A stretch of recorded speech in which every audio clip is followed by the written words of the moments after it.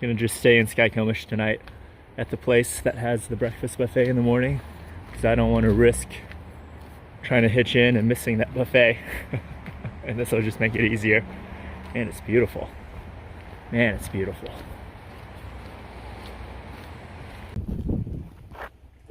It's a lovely little town.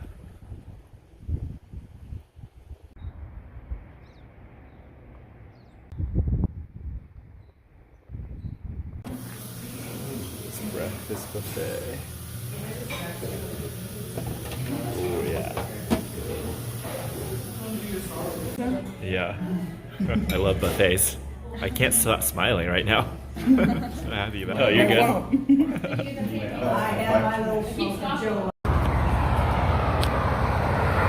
Hitching to the Dinsmores right now to Bering.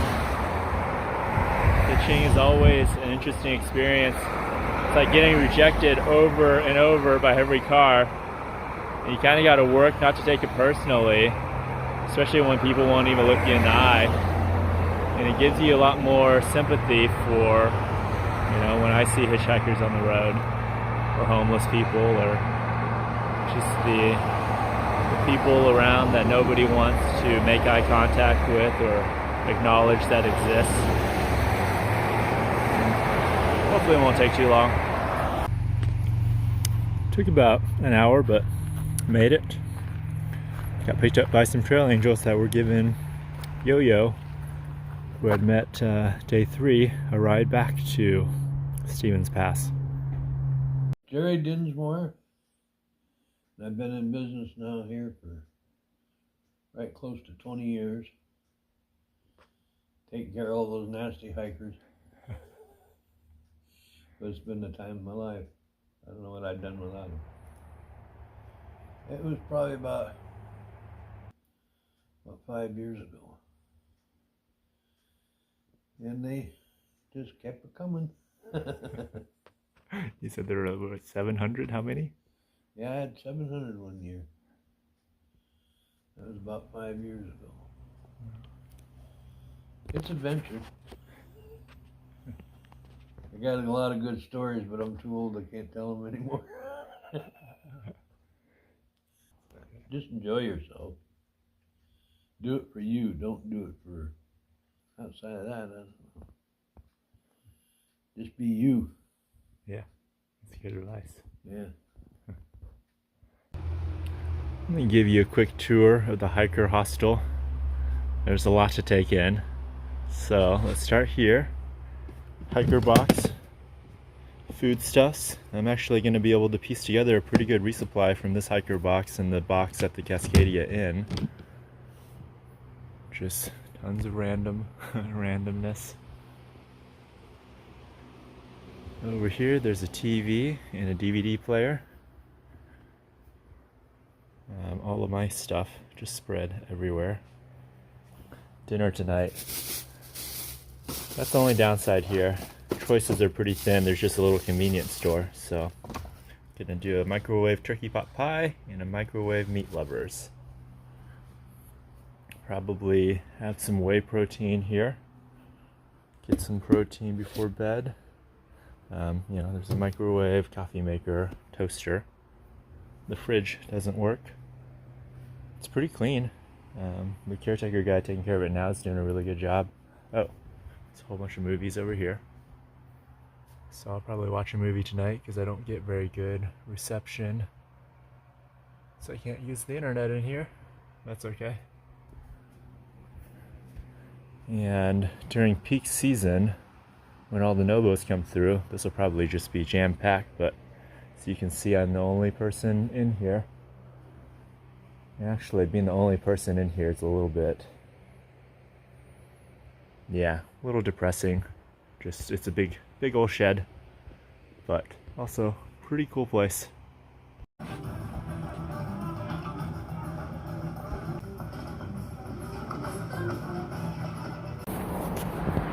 Well, back to hitching again, but the deli has this nice little sign, so that should help. Hopefully it won't take too long this time. Super quick. Only took maybe 3 minutes. Back on trail. About 1:30. Met a bunch of northbound hikers at Stevens Pass. Talked to them for a while. Definitely miss being around hikers, so hopefully catch up to people soon. But it's a really beautiful day today. So supposed to get hot the rest of the week, but at least no rain.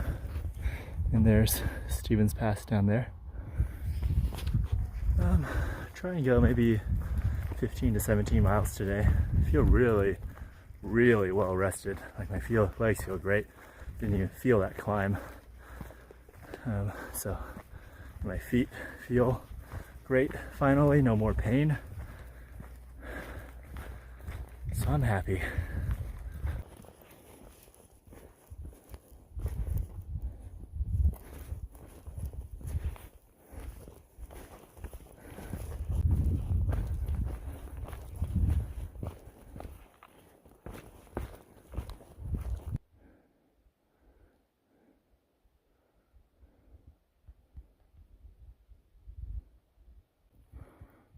Clouds are moving in on the mountains. It looks pretty cool.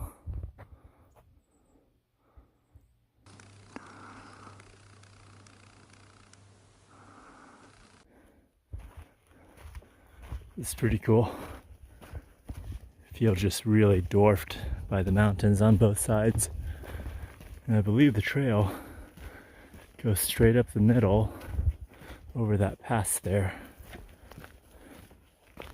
Actually, I was wrong. The trail actually goes this way, climbs around the backside of the mountain, but the lake I'm trying to get to is actually right on the other side of this pass, and there's an old trail here. It also says abandoned, but looks like a pretty clear shot, so I'm gonna give it a shot. Trail is actually pretty good, very easy to follow, steep, but probably saved me a mile and a half. Yeah, I like these little side adventures. It gets boring just following the trail mindlessly. That's what I like about the Continental Divide Trail, being able to figure out your own path and make more decisions.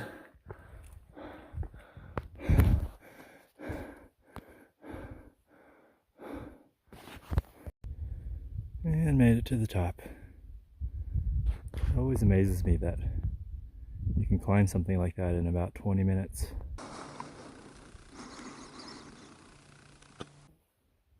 Camp for the evening. This is Lake Desolation. So I came down off of the pass right in there. The trail was good. What a gorgeous spot. Ton of bugs though, like super annoying.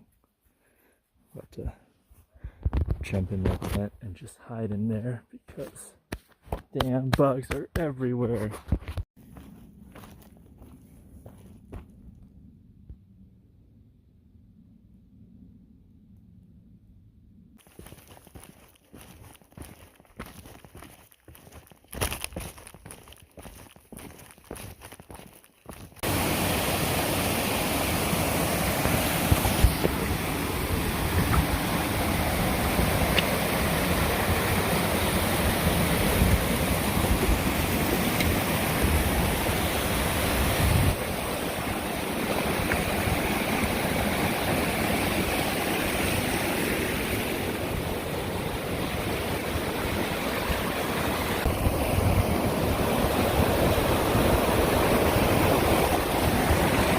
Beautiful river.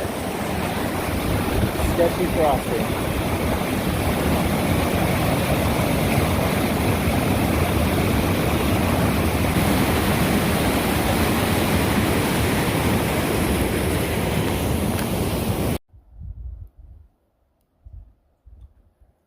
That's Deep Lake down there.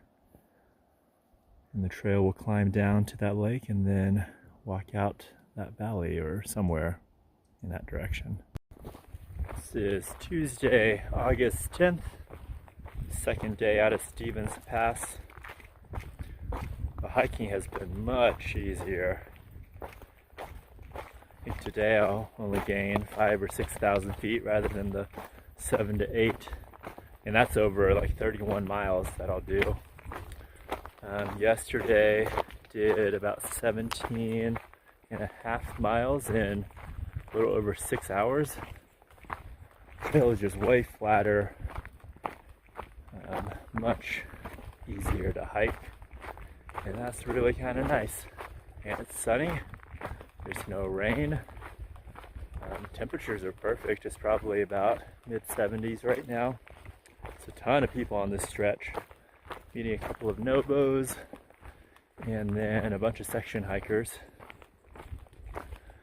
This stretch has just lakes every 4 or 5 miles.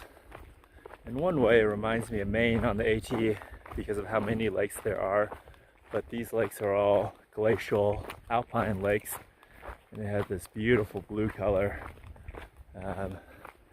And they're also breeding grounds for mosquitoes. Gotten bit so many times here. Really hoping that they're gonna die out soon. They should. It's gonna be mid-August here. And let's see. Not much else to report, just listening to a bunch of audiobooks. Listening to Dune as I walk right now. Catch the movie when it comes out. Looking forward to Snoqualmie. Should be there tomorrow. Because after today, there's only going to be like a under 25 to hike. And then I'll get to stay in the little hiker hostel there right on the pass.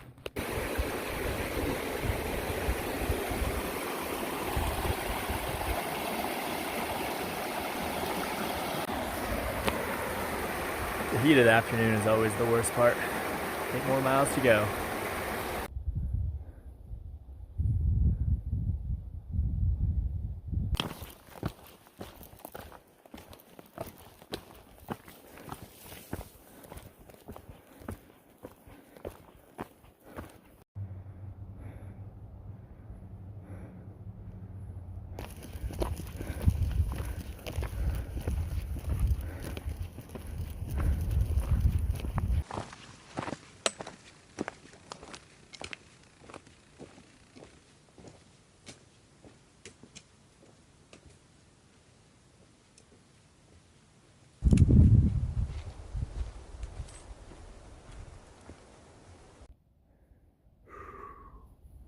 Gorgeous.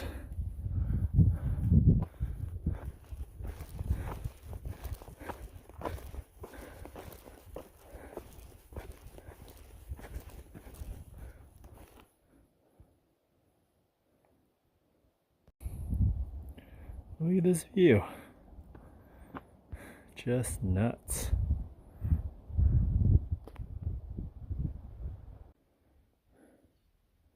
Another gorgeous lake. Find somewhere around here to camp. It's going to go a bit further today, but this site is so beautiful, can't pass it up. So.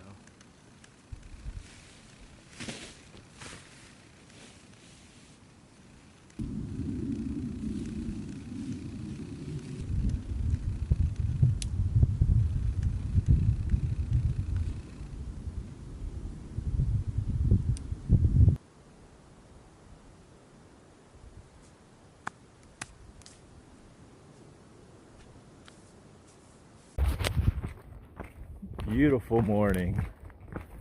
It's so nice to wake up to sun and not have everything be wet. Now I am descending this mountain. It's kind of funny. It's 4.1 miles to the bottom of these switchbacks, and they only cover a linear distance of about 0.6 miles. So very gentle switchbacks.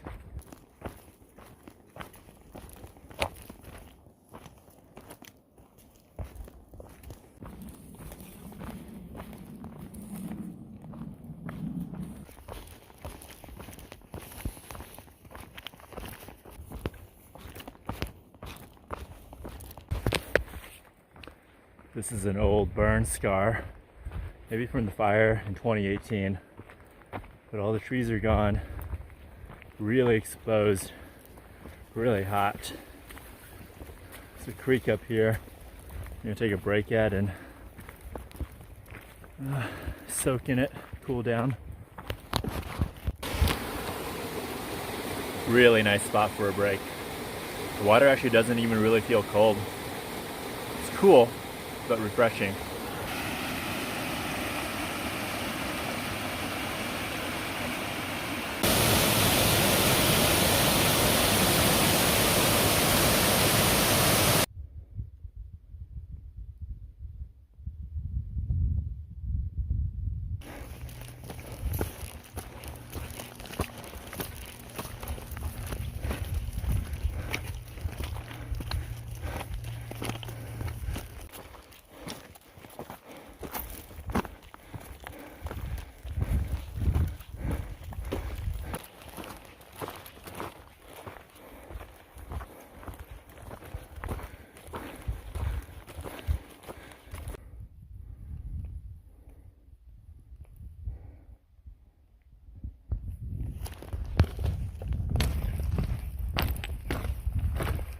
This is almost annoying to walk on.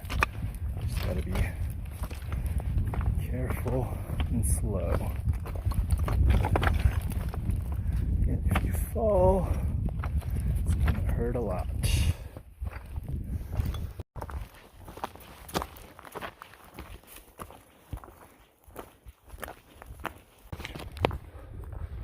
section's pretty tough.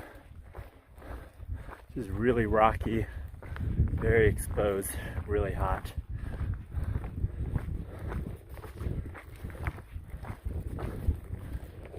Let's see, wildfire behind me, throwing up a pretty good column.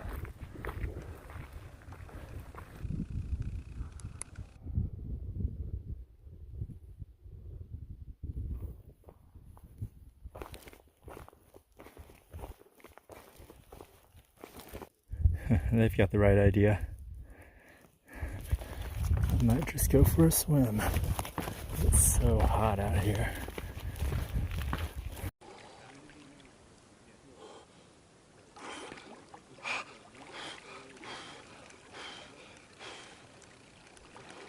I actually don't want to go too far out because muscles are actually prone to cramping midday like this, so hikers actually die every once in a while jumping into cold lakes and then cramping up out there and drowning. So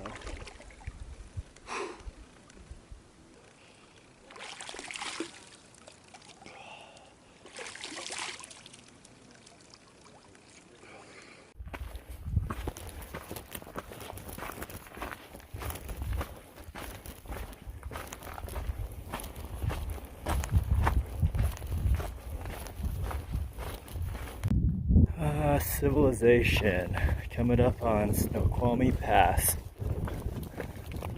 It's always a sense of relief coming into a town.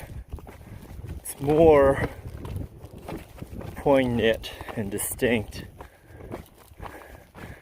when you're coming into a town after storms or cold or bad weather.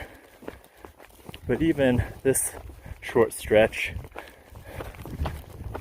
with its nice sunny days, I feel it a bit. Just a sense that, well, you survived, because there's always the unknown out here and real dangers like falling off this cliff. So there's a sense of a weight being lifted.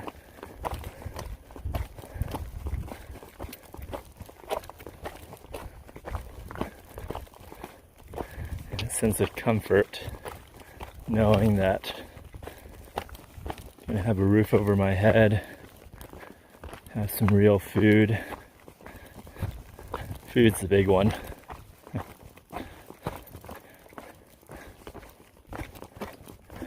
But then that wears off very quickly in town.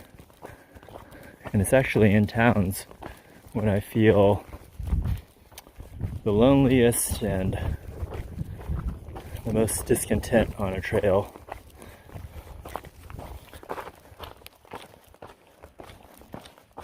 So that's a nice interplay.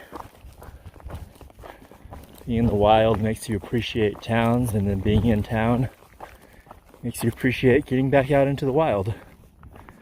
And this is Mount Rainier in the distance. Some trail magic. Ice chest full of cold Gatorade, amazing. Here's the Washington Alpine Club. $30 a night for dinner, breakfast, I think maybe even lunch. You get a shower, laundry, hopefully, because I really need it.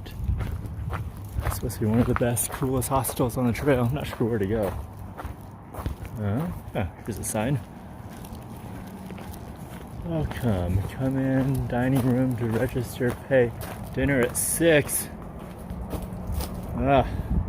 It's almost 7. Hopefully I didn't miss, or maybe there'll be some dinner left. We'll see.